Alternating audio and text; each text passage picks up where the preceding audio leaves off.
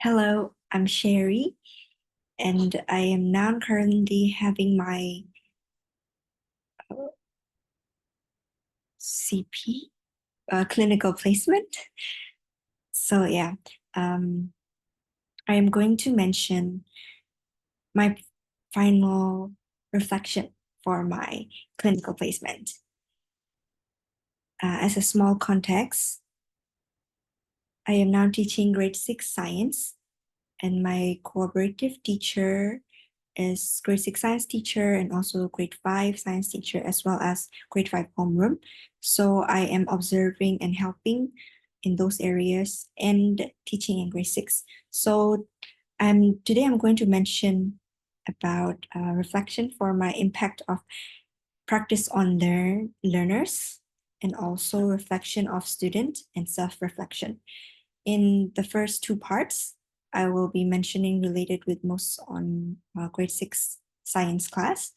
But for the last part, I will be mentioning in general in everything that I am interacting in school and everything. Yeah. So the first thing, impact of practice on learners, how my teaching and instructional choices impact learners. So the first thing might be collaboration. Students um, are improving their collaboration skill because I give them group works. For example, when I teach true and false scenarios statement, I let them group in two person in one group, and then they need to raise the cards, discuss first, and then raise the card. Oh, not two people, three people in one group, and then they have to discuss, and then they will have to tell the scenario whether the scenario is true or false. Scenario is about the practices good hygiene, whether they use good hygiene or not, and stuff like that. So then you discuss with the group, and then they tell true or false. And also in defense mechanism presentation about the body parts, they also had collaboration. Also guessing game in my first lesson, students have to depend on themselves, depend on each other, because they have to draw or write, and then other students will guess like that thing.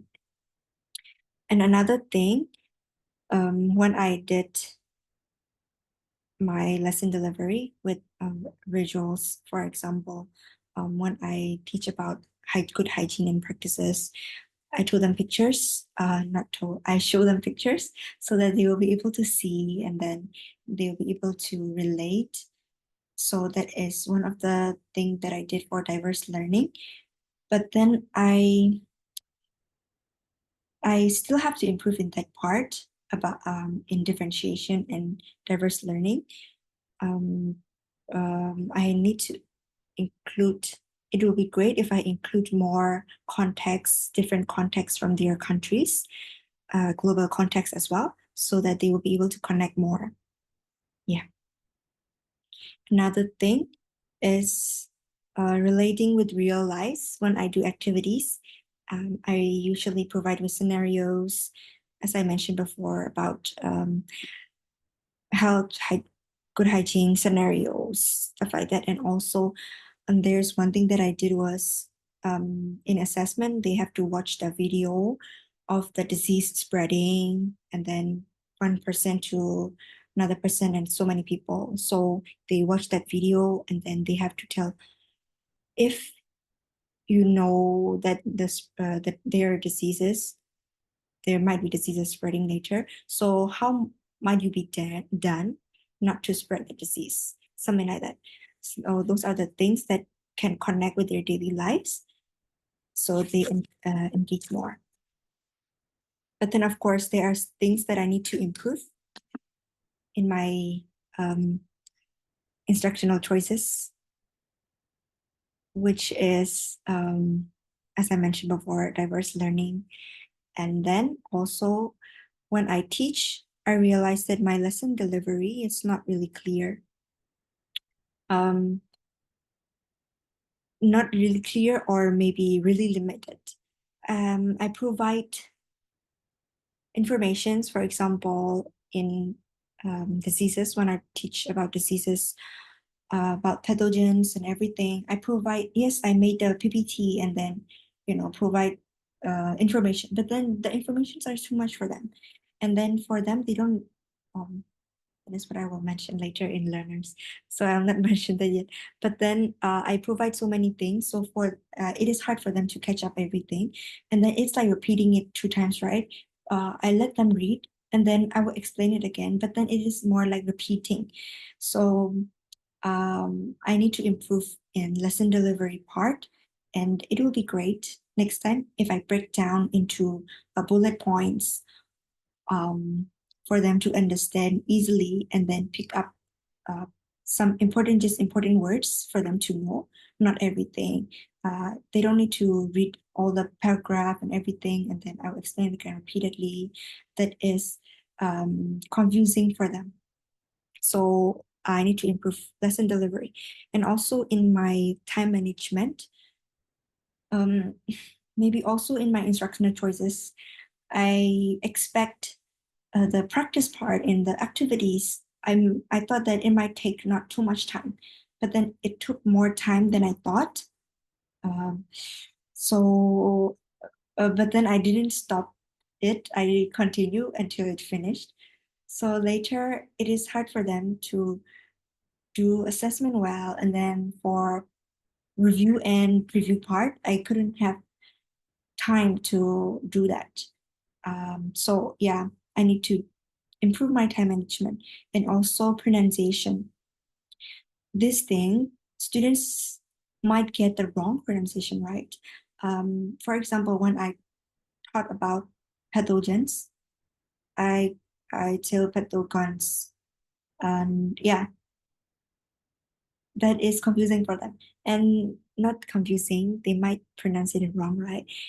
So yeah, I need to improve pronunciation in my lesson delivery. And also assessment choices. Somehow I realized that it favored more onto the students who are good in writing. But then the assessment is not really differentiated. So yeah, I need to improve those things. For me, for time management, how I plan to improve is that I will rank or break down. For example, if the class start at 7:30 and then I need to finish my lesson delivery or presentation in 20 minutes, instead of just writing 20 minutes in my lesson plan, I will really literally plan, try to calculate it because I'm really bad in calculating. When I look at the clock, I'm just like, "Reese, how many minutes left? I don't really know." So, okay, I have to write down 7:32, 7:50, presentation part, something like that. So that is what I'm planning to do. And then I'm practicing it in my, uh, I will be practicing it later in my next teaching as well. So I think it will be effective for pronunciation.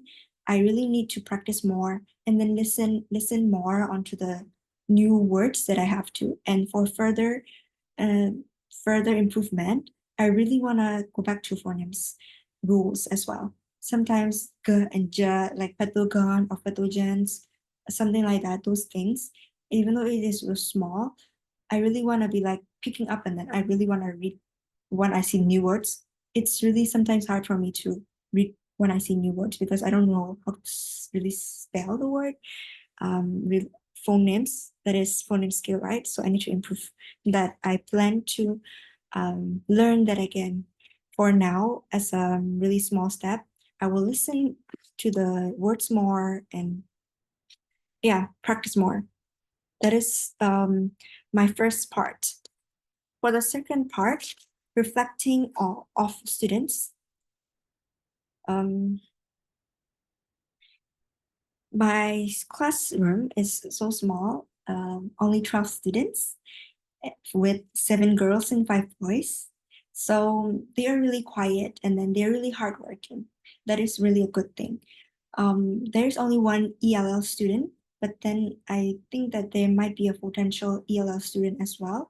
So mm, I really need to practice and improve my differentiation, not just like, okay, let them draw or maybe something like that. But then I really need to think of something, and I don't think I am improving in that part yet. I have to research more. And yeah, uh, for example, last time when I teach about pathogens, about diseases, I let them write the practice and then why do you need to practice like that.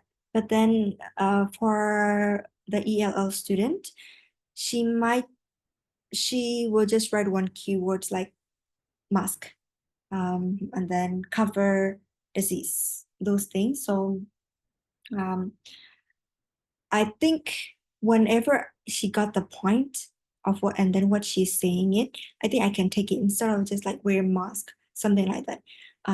In my assessment, I need to check on that again, and there should be some exceptions for her as well.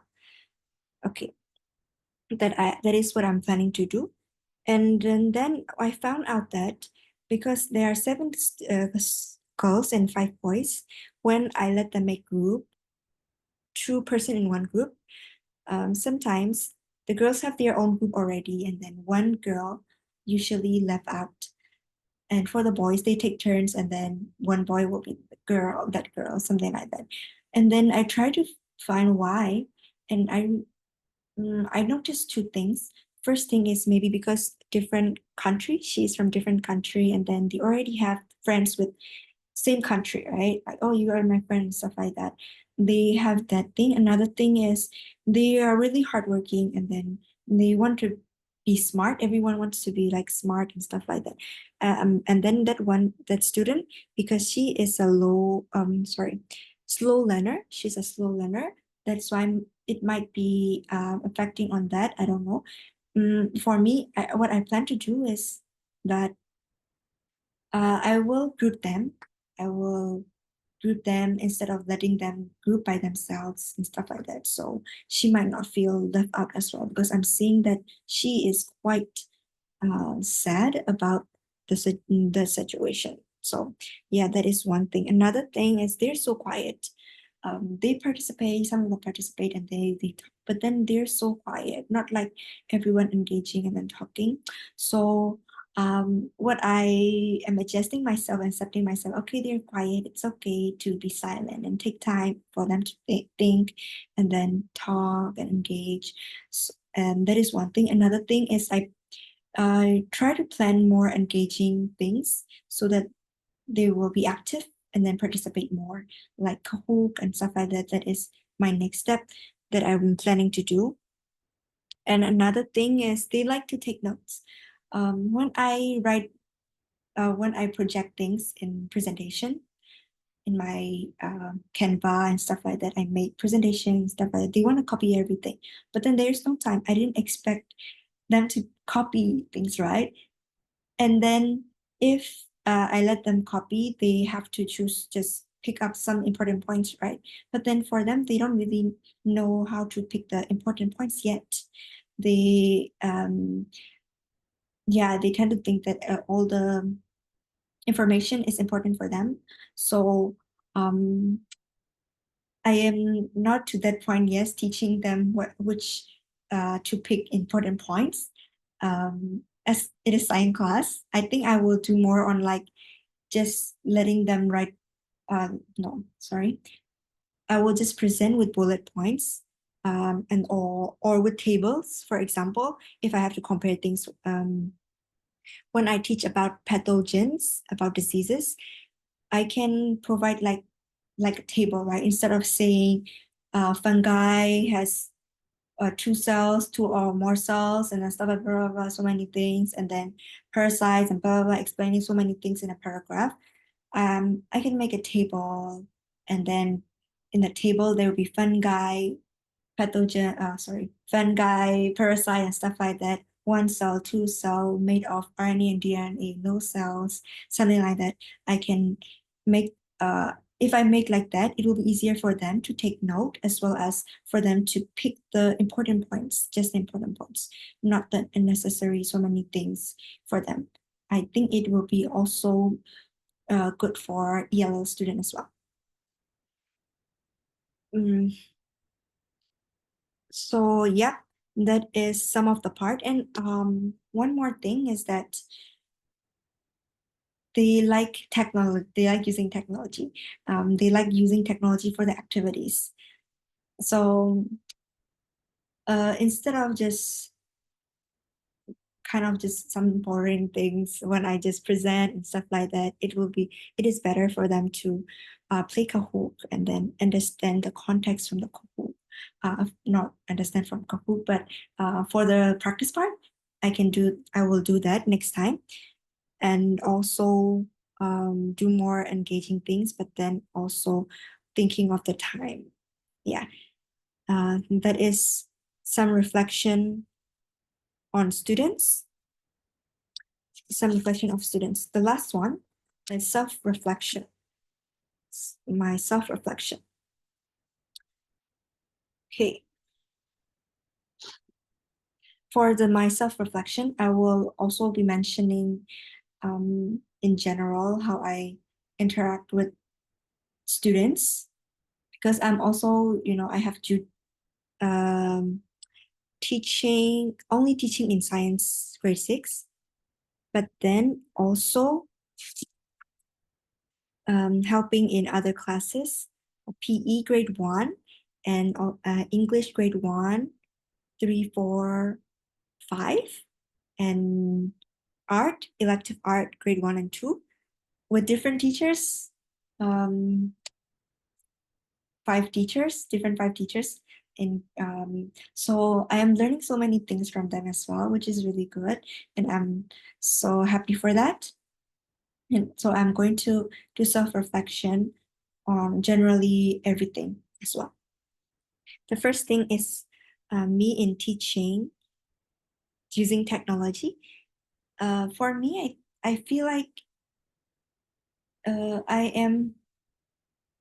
am someone who like to deliver like in presentation and stuff like that, and also use my own creativity and everything.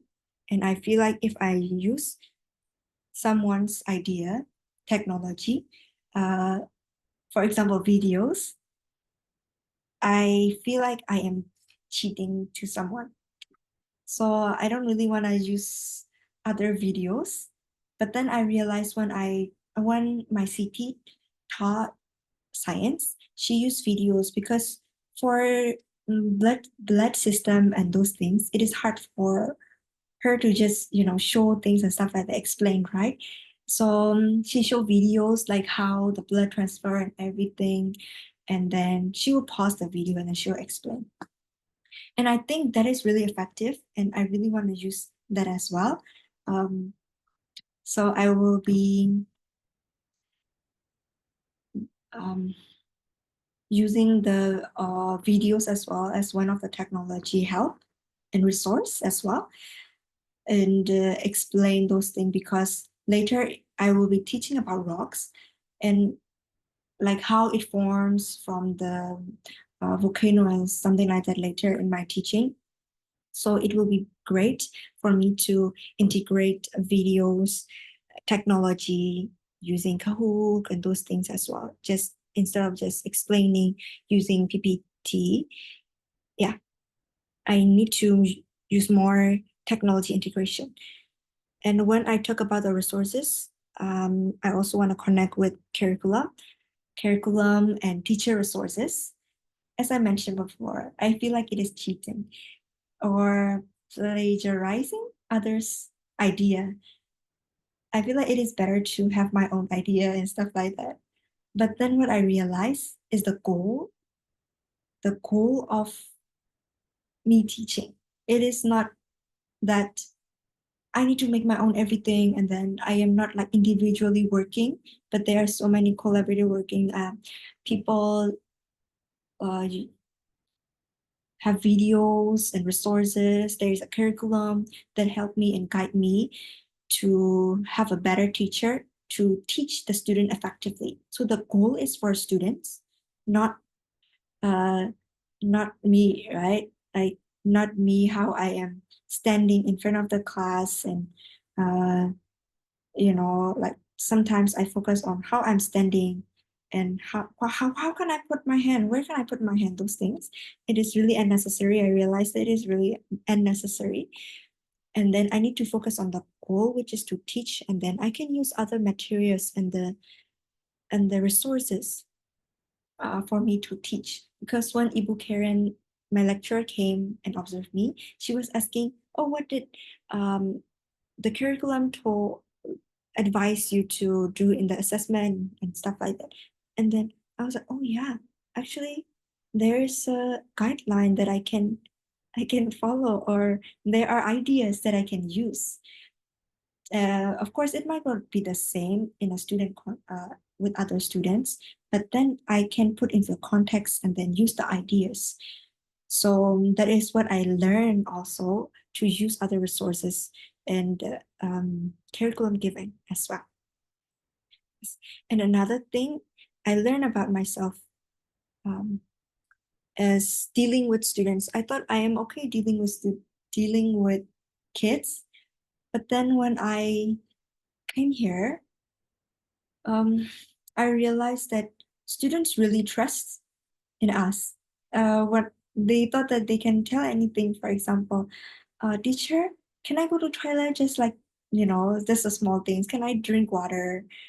And I feel like, oh, you should ask your teacher, right? You should ask someone else.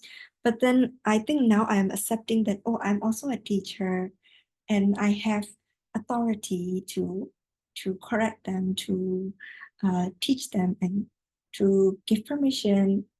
Of course, I have limitation, means like I am not a full-time teacher and stuff like that. If say something happened, of course, I need to talk with my cooperative teacher or other teachers as well. But then small things, um, I I can I can deal. I have to deal. So yeah, I am learning. It's in progress. When I first came here, when someone told me about something, for example, teacher, this girl told me not this girl, my friend told me like this, like that. She said I'm a bad blah blah blah blah, and then I don't know how to deal. Okay, like that, and I don't feel like I have a right to deal that thing. But then later, last week, one of the student was crying, and so I asked her like, what happened, and then she said she her her friend told her that she is a bad student. She is bad. She's a bad girl her because she didn't finish her homework.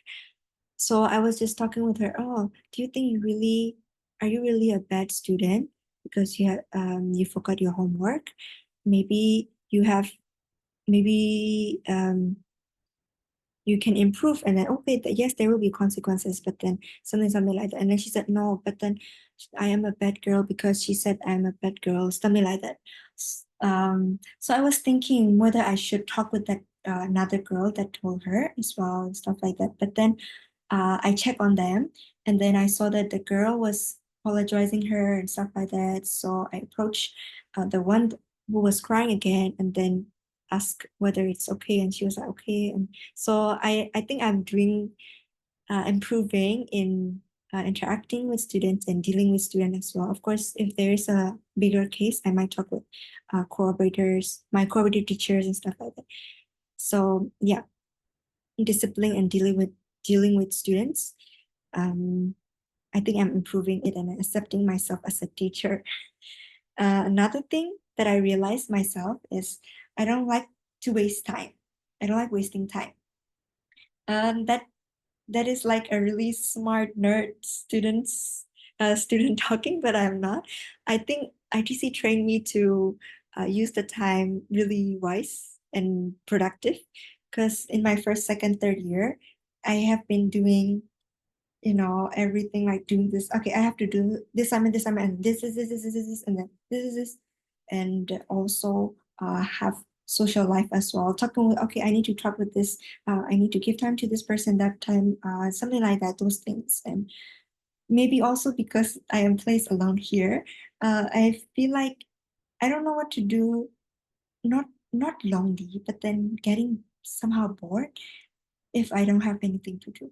Yes, I have assignments, I have to plan lesson plans and help and those things. But then if there is like kind of gap time that uh I don't really know what to do. So I should be doing something. So I started to explore libraries, senior school library, primary school library, and then read cooking books and read novels. I have never read novels. So yeah, I am enjoying it. And then I feel like, yeah, I am the type of person who really want to use time well and plan things ahead and want to be knowing what I'm doing. So yeah, that is one of the things that I reflect of myself. And what else? One thing also, I am concerned about students, which means when someone is sad or someone needs help or someone is not really engaging, I really want to help the student. But then sometimes I think I am overstepping and maybe overacting like that because I will usually tell my cooperative teacher about, oh, um, Miss, the students is kind of like this. What if we might do this, do that? Or um, is there any problem behind that or something like that? I try to understand and talk with my CT. And she also said that I am sensitive with students' need. But then I don't know whether I need to really limit it or not. And sometimes I feel like I am overly observant and uh, somehow sometimes students will be fine, right? Like they just have a bad day or they just need to they just need a space, something like that. And then I need to understand that and reflecting on that as well. So yeah, those are the things. And one more thing, one more thing is that I realized that I'm also kind of creative in some way because I am helping one EAL student who cannot who cannot speak in English. He can just tell yes, no, okay, sorry, thank you. That is all he knows. So I am helping him one on one. He has a teacher, of course. I have EAL teacher, but then because there are other EAL students as well who needs English support, but then not like cannot speak at all. So for him, he need one-on-one. The student, he need one-on-one. So the teacher requested me, and then I gladly accept because I feel like I have some free times. So I've been helping him one-on-one, and first it was so hard. It was frustrating because he couldn't understand my language. I couldn't understand his language. So we used Google Translate somehow. He had permission to bring his phone just to use Google Translate. And then good that he just used for Google Translate. So I use Google Translate and he used his phone to Google Translate things. And first we just build relationship. But then later, when he has to copy things and stuff like that, he doesn't really want to do it. So I try to find ways, and then in creative in finding ways. So I use timer one time for him to copy English words, just like hello, my name is blah blah. So he has to copy that, and then he doesn't really want to do it because he is also kind of a difficult child. So I understand his frustration, but yeah, those things. So I make timer and then he really follows means that he doesn't want the timer to run out, time to run out. So he would just pause and then he writes. So it's like The purpose is just for him to write, so he continued writing. And then last week, the teacher just told me to um, for him to say some words, like the words that is the objects in the classroom. For example, um, bag, ruler, pencil, water bottle, whiteboard, those things. But then he couldn't read, or he couldn't say those things, right? He doesn't know how to say those things. So first I was just letting him say it, but then he was not engaging. He get bored. He got bored. So I came up with one thing. Okay, I Google Translate and then told him that maybe we can play a game. We can play a game. So okay, I let them point. We take turn pointing the word, and there's a picture word in English and also in Russian. So for example, if we pick book, we need to go and run and then get the book. No, touch the book, whoever touched first one. So we play that game. Of course, I let him win. But then after he touched the that thing and he won and he came back and sit with me, I let him say a word, book, and then he will say book. And then next time when we play again, I will let him say two words that we played, book, and then okay, ruler. Next time when we do bed, he will go and touch bed. Okay, and then we'll say bed, and then go back to the word again, book, go back to the word again, ruler, something like that. So yeah, I am happy that we were improving in building relationship, as well as he's improving his English. And what I realized from this clinical placement is that we cannot just use one way to deliver teaching. We cannot just do just one way around, right? We need to use in creative way, and the focus is for students to to understand and to learn. So with that thing, I will put that in mind, and I hope that in my student teaching, I will improve all the things that I have mentioned before: my time management, lesson delivery, differentiation, um, those things, using resources and everything, and planning, assessment, and I hope that I will improve in my student teaching. And then when I came back to reflection again next time, I will be able to see my growth. Yes, I'm so thankful, and thank you so much for listening. My long reflection.